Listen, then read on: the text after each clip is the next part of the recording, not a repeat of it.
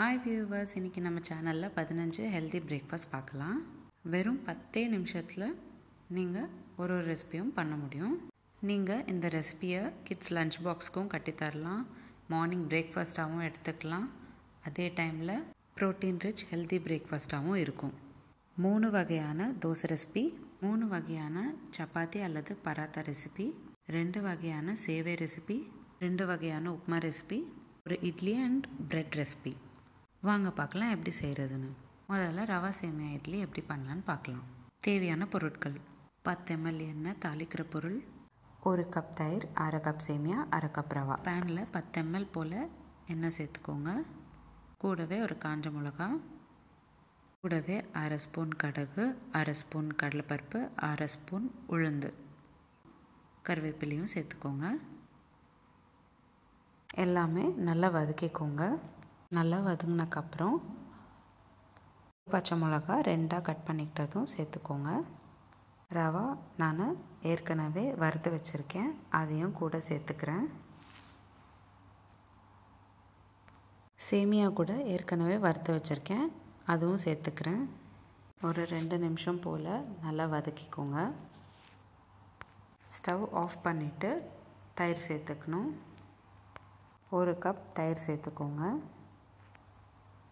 இட்லி மாவு பதம் போல் தயிர் சேர்த்து கலந்துக்கோங்க. தேவைப்பட்டால் தண்ணியும் சேர்த்து கலந்துக்கணும். 15 நிமிஷம் போல் ஊற வச்சக்கப்புறம் நீங்கள் இட்லி தட்டில் ஊற்றிக்கிட்டு வேக வச்சுக்கலாம். நீங்கள் எவ்வளோ நேரம் ஊற வைக்கிறீங்களோ அவ்வளோ நல்லா சாஃப்டாக வரும் இட்லி. நல்லா ஊறினக்கப்புறம் உப்பு சேர்த்துக்கோங்க. உப்பு நல்லா கலந்து விட்டுக்கோங்க. ரவா சேமியா இட்லி இன்னும் கொஞ்சம் ஸ்பைஸியாக வேணும் அப்படின்னு நினச்சிங்கன்னா கூட இன்னொரு பச்சை மிளகாவும் சேர்த்துக்கலாம், அதாவது 2 பச்சை மிளகா கூட சேர்த்துக்கலாம். லோ ஃப்ளேமில் 15 நிமிஷம் போல் இட்லி வேக வச்சுக்கணும். ரவா சேமியா இட்லிக்கு பர்ஃபெக்ட் காம்பினேஷன் வெள்ளை சட்னி. மிளகா பொடி கூட நல்லாயிருக்கும். பசங்க லஞ்ச் பாக்ஸ்க்கும் நீங்கள் கட்டித்தரலாம் தாராளமாக. அவ்வளோதான், 10 நிமிஷத்தில் ரவா சேமியா இட்லி ரெடி ஆகிடுச்சு. அடுத்து நம்ம காரசாரமாக ராகி சேமியா எப்படி பண்ணலான்னு பார்க்கலாம் வாங்க. ஒரு பாத்திரத்தில் 90லேருந்து 100 கிராம் ராகி சேமியா எடுத்துக்கோங்க. தேவையான தண்ணி சேர்த்து ஊற வச்சுக்கணும். 3 நிமிஷம் போல் ஊற வச்சுக்கிட்டு தண்ணியெல்லாம் வடிகட்டிட்டு குக்கரில் 5 நிமிஷம் போல் வேக வச்சுக்கோங்க. இப்போது ஒரு பேனில் 10 ml எண்ணெய் சேர்த்துக்கோங்க. கூடவே 1/2 ஸ்பூன் கடுகு, 1/2 ஸ்பூன் உளுந்து, 1/2 ஸ்பூன் கடலைப்பருப்பு எல்லாத்தையும் சேர்த்துக்கிட்டு நல்லா வதக்கிக்கோங்க. வதங்கினக்கப்புறம் கொஞ்சமாக கருவேப்பிலையும் சேர்த்துக்கோங்க. ஒரு காஞ்ச மிளகாவும் சேர்த்துக்கணும்.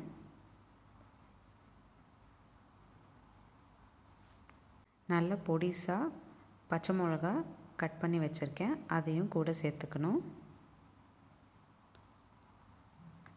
பசங்களுக்கு செய்கிறதா இருந்தால் ஒரு பச்சை மிளகா சேர்த்துக்கோங்க. பெரியவங்களுக்கு செய்கிறதா இருந்தால் 2 பச்சை மிளகா சேர்த்துக்கோங்க. அடுத்து பொடிசாக ஒரு பெரிய வெங்காயம் கட் பண்ணி வச்சுருக்கேன், அதையும் சேர்த்துக்கணும்.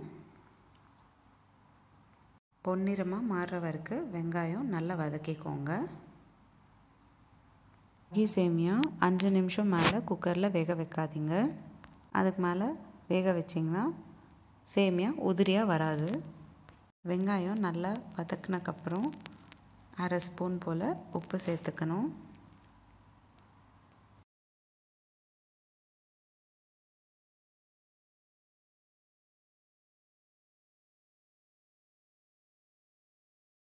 ராகி சேமியா சேர்த்துக்கிட்டு 2 நிமிஷம் போல் நல்லா வதக்கிக்கோங்க. ஹெல்த்தியாக அதே சமயம் சீக்கிரமாகவும் செஞ்சு சாப்பிட்ணும் ஒரு பிரேக்ஃபாஸ்ட் அப்படின்னு நினைக்கிற டைமில் நீங்கள் ராகி சேமியா செஞ்சு சாப்பிடுங்க. நல்லா ஃபுல்ஃபில்லிங்காகவும் இருக்கும் இந்த ரெசிபி. சுவைக்காக லாஸ்ட்டில் தேங்காய் துருவலும் சேர்த்துக்கிறேன். ஒரு 2 ஸ்பூன் போல் தேங்காய் துருவல் சேர்த்துக்கிட்டால் போதும், அதுக்கு மேலே சேர்க்காதீங்க. அவ்வளோதான், 10 நிமிஷத்தில் ராகி சேமியா ரெடி ஆகிடும். முடிஞ்ச அளவுக்கு இந்த ரெசிபி சூடாக சாப்பிடுங்க. கடலைக்கறி பர்ஃபெக்ட் காம்பினேஷனாக இருக்கும். தொட்டுக்க எதுவும் இல்லாமல் வெறும்னே கூட சாப்பிட்லாம். இப்போது அடுத்து சீஸி பீட்ரூட் பராத்தா எப்படி பண்ணலான்னு பார்க்கலாம் வாங்க. ஒரு பேனில் 10 ml போல் எண்ணெய் சேர்த்துக்கிட்டு கூடவே 1 கப் துருவிக்கிட்ட பீட்ரூட் சேர்த்துக்கோங்க. பீட்ரூட் நல்லா வதக்கிக்கணும். ஒரு 5 நிமிஷம் போல் வதங்கினக்கப்புறம் 1/2 ஸ்பூன் உப்பு சேர்த்துக்கோங்க. கொஞ்சமாக தண்ணி சேர்த்துக்கிட்டு 2 நிமிஷம் போல் வேக வச்சுக்கோங்க. மூடி போட்டு வேக வச்சுக்கிட்டிங்கன்னா சீக்கிரமாக வெந்துடும். லாஸ்ட்டில் 1 ஸ்பூன் சட்னி பொடி, அதாவது பருப்பு பொடி சேர்த்துக்கோங்க. அவ்வளோதான். இப்போ நம்ம ஸ்டஃப் பண்ணுறதுக்கு பீட்ரூட் ஸ்டஃப் ரெடி ஆகிடுச்சு.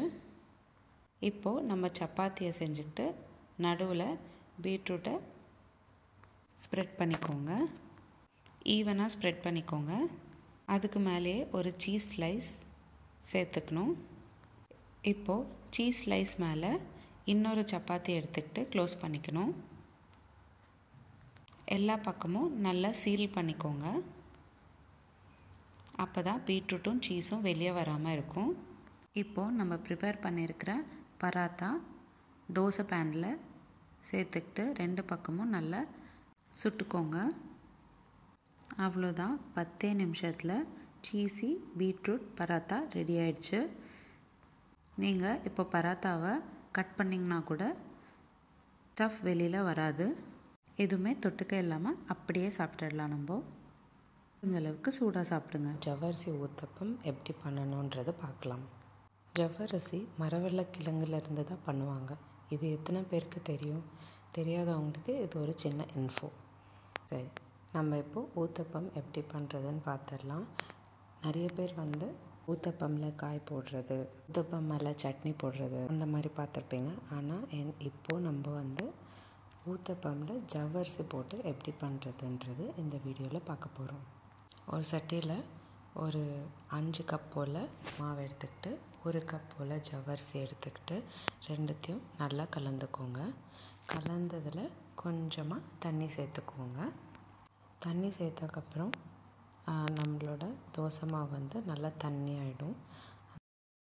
இப்போது நம்ம ரெடி பண்ணதை நைட்டு ஃபுல்லாக நீங்கள் ஊற வைக்கணும். ஏன் நம்ம ஊற வைக்கிறோம் அப்படின்னா ஜவ்வரிசி நல்லா ஊறிட்டு காலையில் பார்த்திங்கன்னா நல்லா பெருசாக இருக்கும். பார்த்திங்கன்னா இந்த மாதிரி நல்ல திக்காக இருக்கும். அந்த மாதிரி நல்லா கெட்டியானதுக்கப்புறம் நீங்கள் ஊத்தப்பமாக ஊற்றிக்கலாம். இப்போது ஊத்தப்பம் ஊற்றிக்கலாம்.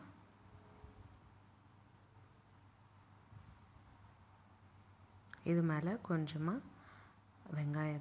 வெங்காயம் கட் பண்ணதை போட்டுக்கோங்க. நான் இங்கே இப்போ பருப்பு பொடி சேர்த்துக்கிறேன். இது ஆப்ஷனல், உங்களுக்கு வேணும்னா சேர்த்துக்கோங்க. நான் கொஞ்சமாக கொத்தமல்லி கூட தூவிக்கிறேன்.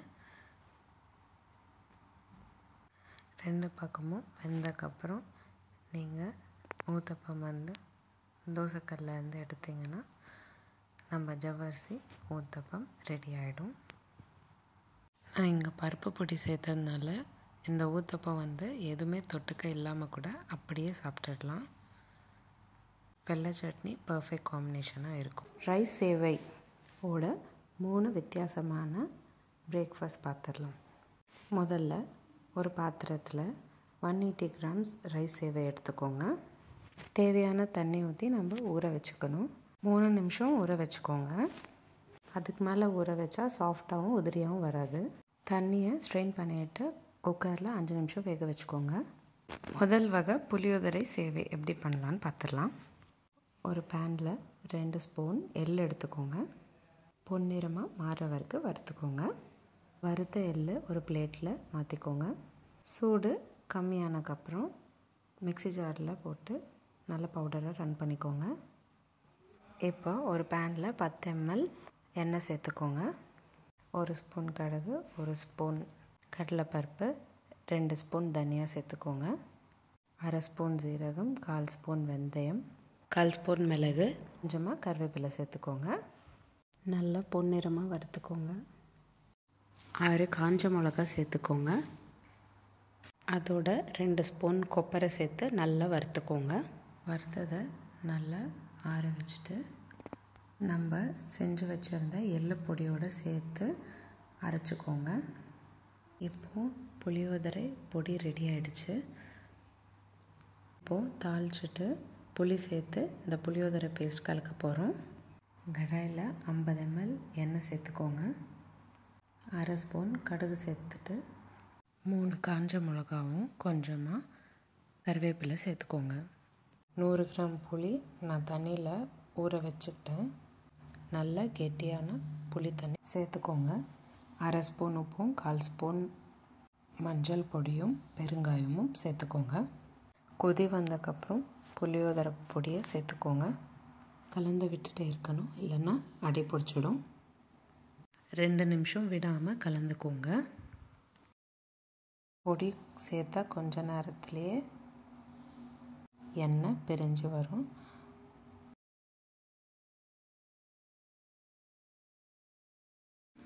இருபது கிராம் வறுத்த வேர்க்கடலை சேர்த்துக்கோங்க. இப்போது நம்ம புளியோதரை பேஸ்ட்டும் ரெடி ஆகிடுச்சு. நம்ம வேக வச்ச அரிசி சேவை 3 கப் வரும். அதில் 1 கப் புளியோதரை சேவைக்கு எடுத்துக்கலாம்.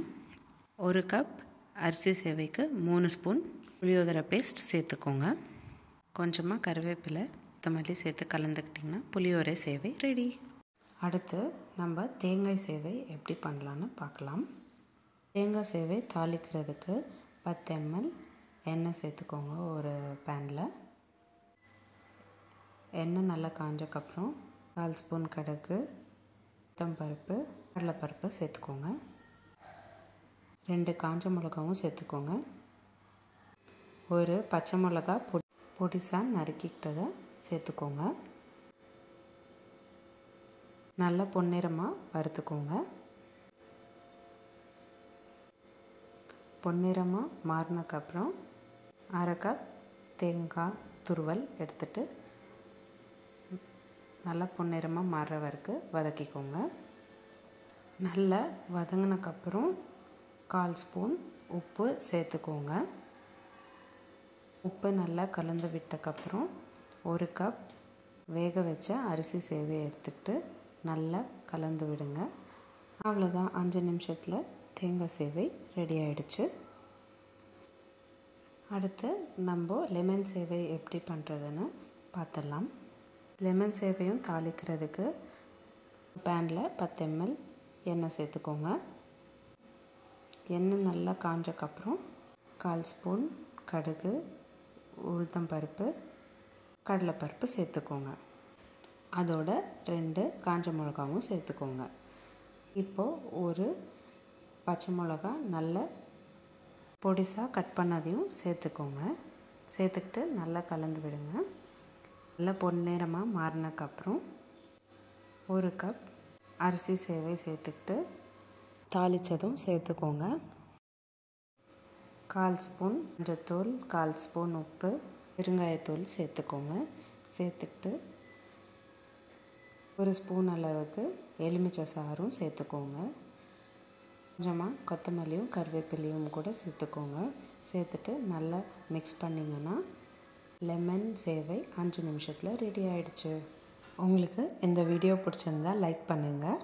டெய்லி இந்த ஸ்பைசி பிரெட் உப்புமா எப்படி பண்ணுறதுன்னு பார்க்கலாமா? முதல்ல ஒரு பேனில் 20 ml எண்ணெய் சேர்த்துக்கோங்க. 2 பெரிய வெங்காயம் பொடிசாக நறுக்குனதையும் சேர்த்துக்கோங்க. வெங்காயம் பொன்னிறமாக மாறுற வரைக்கும் வதக்கணும். நான் கொஞ்சம் ஸ்பைஸியாக இருக்கிறதுக்காக ஒரு பச்சை மிளகா சேர்க்க போகிறேன். இப்போது பசங்களுக்கு பண்ணுறீங்கன்னா நீங்கள் பச்சை மிளகா சேர்க்காமல் பண்ணலாம்.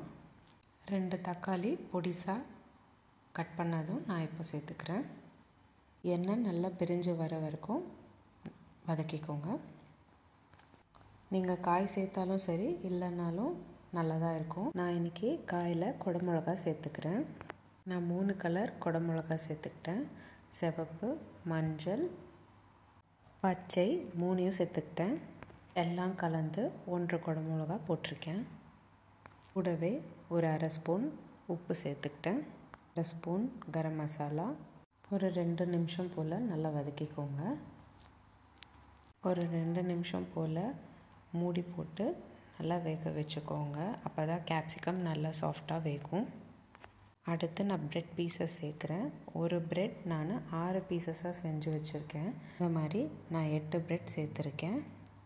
நல்லா மிக்ஸ் பண்ணக்கப்புறம் நான் இங்கே சீஸ் சேர்த்துக்கிறேன். இது ஆப்ஷனல். சீஸ் சேர்த்துக்கிட்டிங்கன்னா டேஸ்ட் கூடும். சீஸ் நல்லா மெல்ட் ஆகிடுச்சுன்னா நம்ம ப்ரெட் உப்புமா ரெடி ஆகிடுச்சு. இந்த வீடியோ பிடிச்சிருந்தா லைக். மசாலா சப்பாத்தி எப்படி பண்ணணுன்னு பார்க்கலாம். தேவையான பொருட்கள்: மசிச்சு வச்ச 2 உருளைக்கிழங்கு, ஜீரகம், உப்பு, எண்ணெய், மஞ்சத்தூள், கொத்தமல்லி, காரத்தூள்.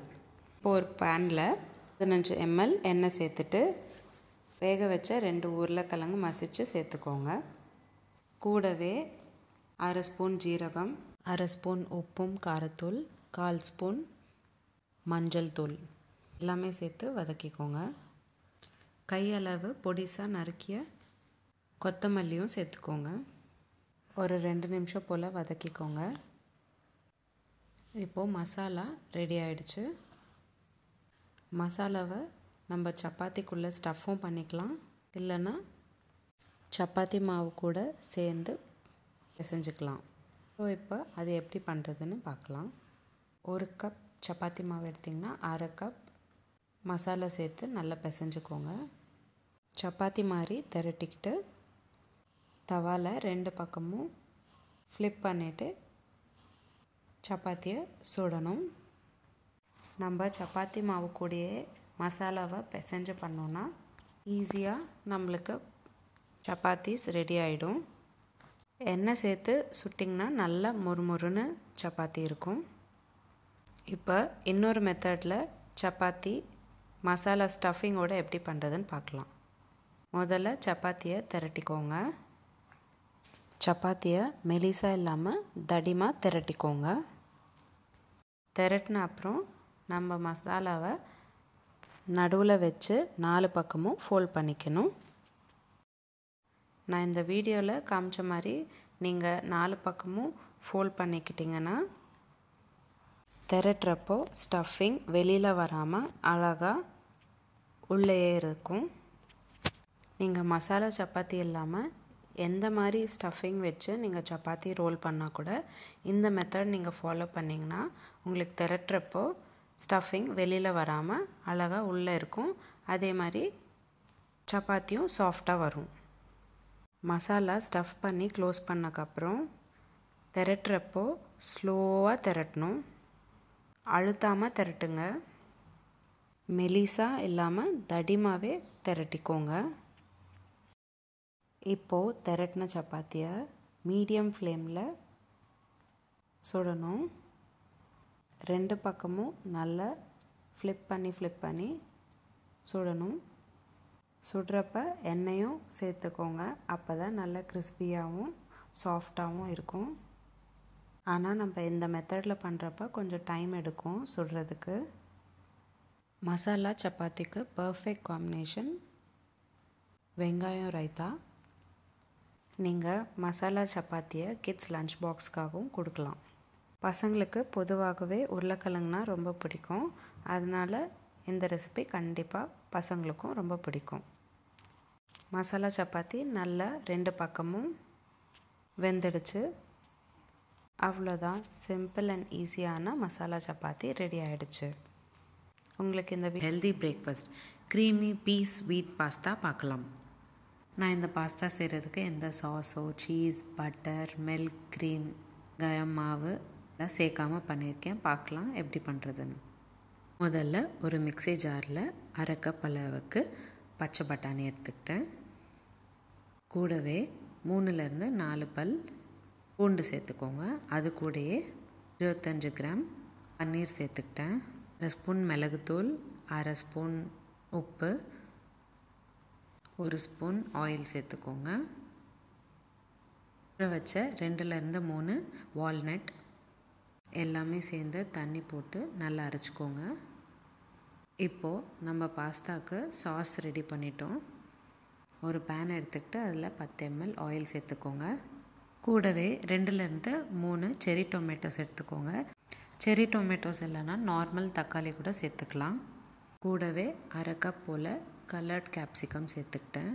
எல்லாத்தையும் நல்லா வதக்கிக்கோங்க. ஒரு 2 நிமிஷம் போல் விடாமல் கலந்துக்கிட்டே இருந்தீங்கன்னா நல்லா வெந்துடும். நம்ம அரைச்சி வச்சுருக்க பட்டாணி பேஸ்ட்டும் கூடவே சேர்த்துக்கோங்க. நல்லா கலந்து விட்டுக்கணும். 2 நிமிஷம் போல் வேகினக்கப்புறம் வேக வச்ச பாஸ்தா கூட நம்ம சேர்த்துக்கணும். நான் இங்கே 1 கப் பாஸ்தா சேர்த்துக்கிட்டேன். நல்லா கலந்து விட்டுக்கோங்க. 2 நிமிஷம் போல் மூடி வச்சுட்டு ஓப்பன் பண்ணிங்கன்னா க்ரீமி பீஸ் வீட் பாஸ்தா ஸ்பெஷல் பெசரட்டு எப்படி பண்ணலான்னு பார்க்கலாம். ஆந்திரா ஸ்டைலில் பெசரட்டு அப்படின்னா தோசைக்குள்ளே உப்புமா ஸ்டஃப் பண்ணி சாப்பிடுவாங்க. முதல்ல நம்ம உப்புமா எப்படி பண்ணலான்னு பார்க்கலாம்.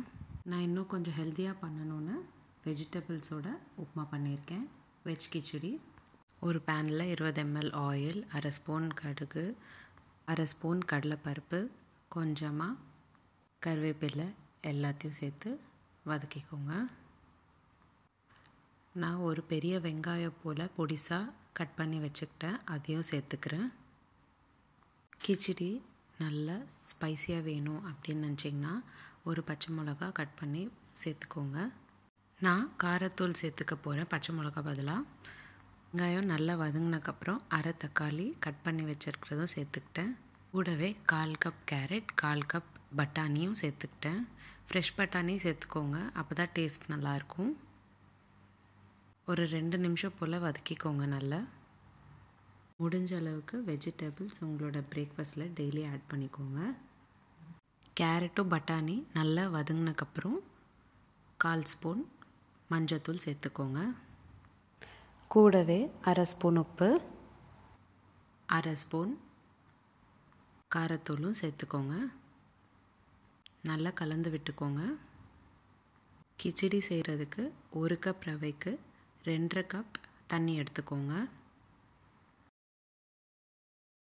மூடி போட்டு 2 நிமிஷம் போல் கொதிக்க வைங்க.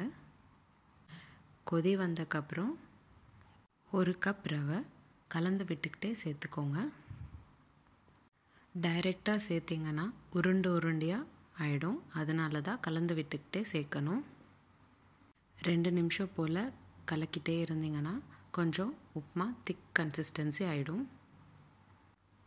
அந்த ஸ்டேஜில் நீங்கள் திருப்பியும் மூடி போட்டு 2 நிமிஷம் போல் வேக வச்சுக்கணும். விருப்பப்பட்டால் 1 ஸ்பூன் நெய் உப்புமா வெந்தக்கப்புறம் சேர்த்துக்கலாம். அவ்வளோதான், 10 நிமிஷத்தில் வெஜிடபிள் கிச்சடி ரெடி ஆகிடும். அடுத்து நம்ம பெசரட்டுக்கு தோசை மாவு எப்படி செய்கிறதுன்னு பார்க்கலாம். ஒரு கிண்ணத்தில் 1 கப் போல் பச்சை பயிர் சேர்த்துக்கோங்க. கூடவே 1/4 கப் அளவுக்கு அரிசியும் சேர்த்துக்கோங்க.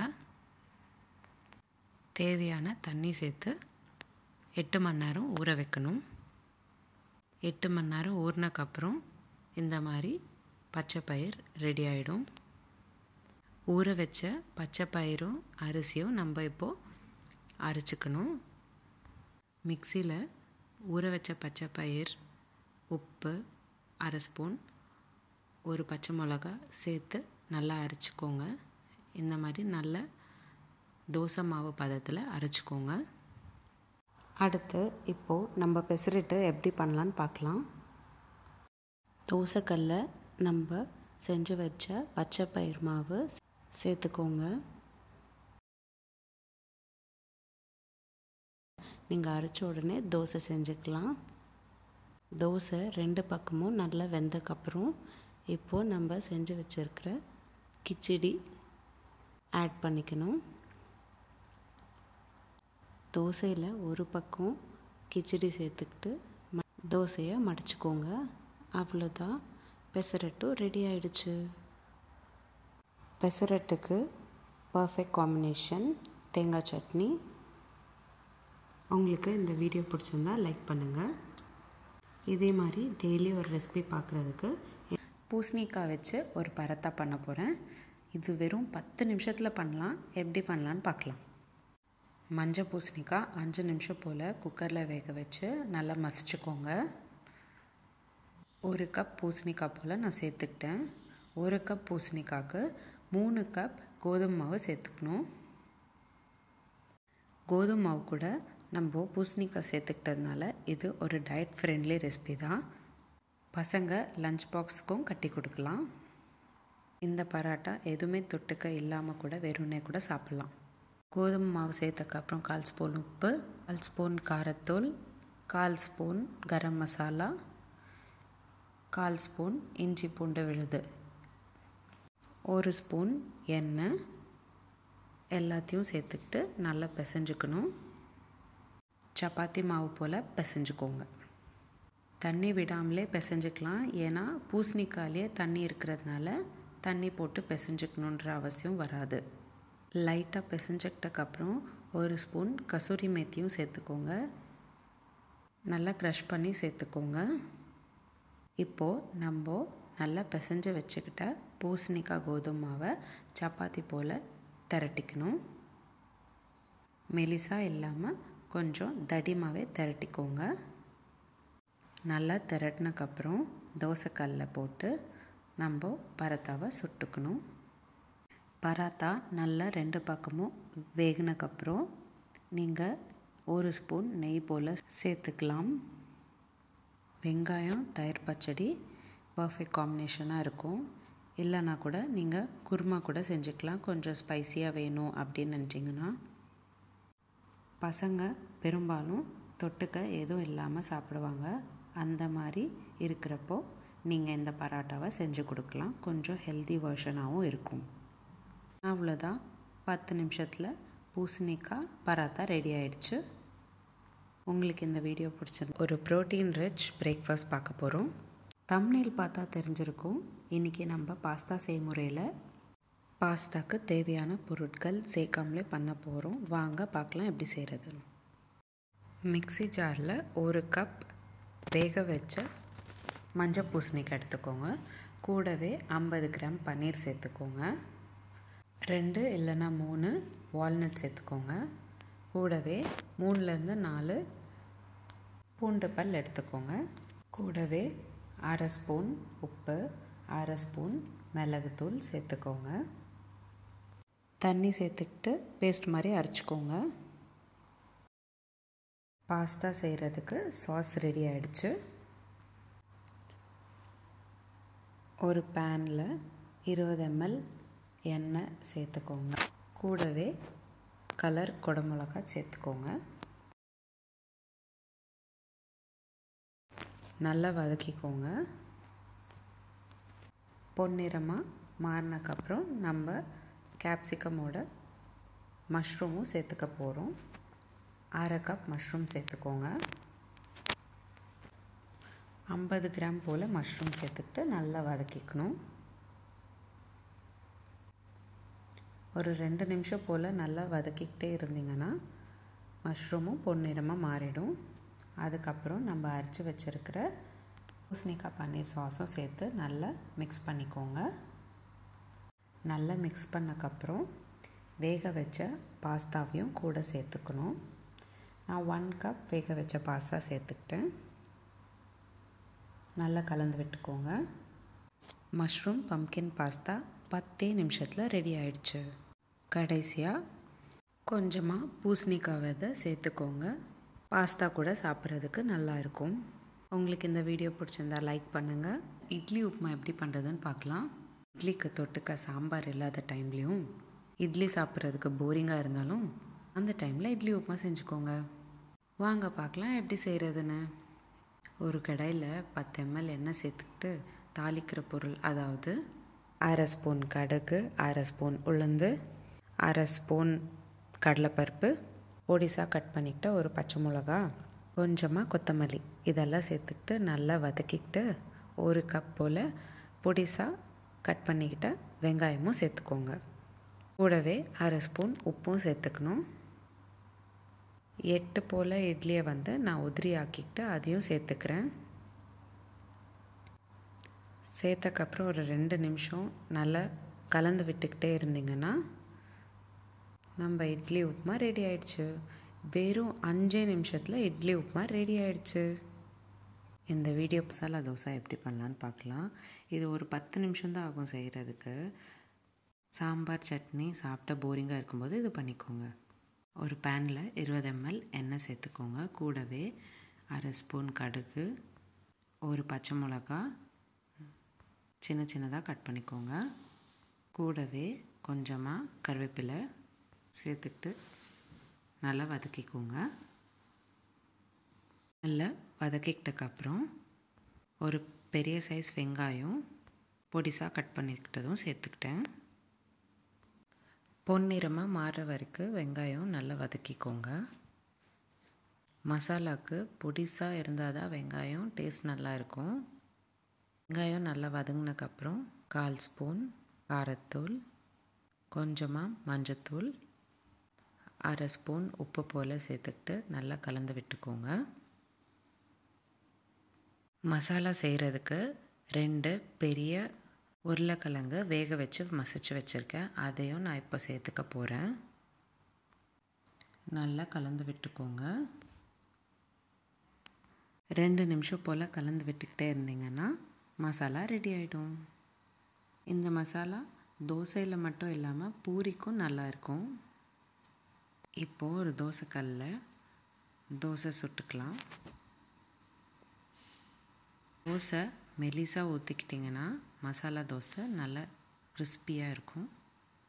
தோசை 2 பக்கமும் நல்லா வெந்தக்கப்புறம் நடுவில் நம்ம செஞ்சு வச்சுருக்கிற மசாலாவை சேர்த்துக்கணும்.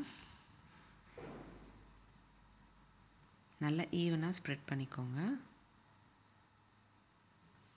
தோசையை மடிச்சுக்கிட்டு சர்விங் பிளேட்டில் மாற்றிக்கோங்க. அவ்வளோதான், மசாலா தோசை 10 நிமிஷத்தில். கிளப்டோ சாண்ட்விச் எப்படி பண்ணலான்னு பார்க்கலாம். 5 நிமிஷத்தில் இந்த சாண்ட்விச் நம்மளால் பண்ண முடியும்.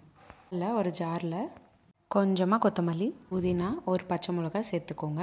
கூடவே 1/2 ஸ்பூன் ஜீரகம், 1 ஸ்பூன் உப்பு, 1 ஸ்பூன் காரத்தூள் எல்லாமே சேர்ந்து ஒரு பேஸ்ட் மாதிரி அரைச்சிக்கோங்க. நான் இன்றைக்கி வீட் ப்ரெட் எடுத்துருக்கேன். வீட் ப்ரெட்டில் நெய் சேர்த்துக்கிட்டேன். உங்களுக்கு வேணும்னா பட்டர் கூட சேர்த்துக்கலாம். 2 ப்ரெட்டுக்கு 1/2 ஸ்பூன் அளவுக்கு நெய் தடவிக்கோங்க. நம்ம அரைச்சி வச்சுருக்கிற புதினா சட்னியும் ப்ரெட் மேலே தடவிக்கோங்க. சின்ன பசங்களுக்கு தரதா இருந்தால் கொஞ்சமாக சேர்த்துக்கோங்க. பெரியவங்களுக்குனா நல்லா தடவிக்கோங்க. ஏன்னா நம்ம ஒரு பச்சை மிளகா தான் சேர்த்துருக்கோம். வெங்காயம் ரவுண்டாக கட் பண்ணி வச்சுக்கிட்டேன், அதையும் சேர்த்துக்கிறேன். வேக வச்ச உருளைக்கிழங்கு ஸ்லைஸ் பண்ணியிருக்கேன் ரவுண்டாக, ஸோ அதையும் நான் சேர்த்துக்கிட்டேன். கூடவே தக்காளி, கூடவே வெள்ளரிக்காய், கொஞ்சமாக பொடிசாக கட் பண்ணிக்கிட்ட கேரட், கூடவே கொஞ்சமாக கேப்சிகமும் சேர்த்துக்கிட்டேன். இப்போது நம்ம புதினா தடவி வச்சுருக்கிற இன்னொரு ப்ரெட்டை க்ளோஸ் பண்ணிக்கிறேன். லேசாக ப்ரெஸ் பண்ணிக்கிட்டு கொஞ்சமாக நெய் தடவிட்டு தோசை பேனில் 2 பக்கமும் வேகிற மாதிரி சுட்டுக்கணும்.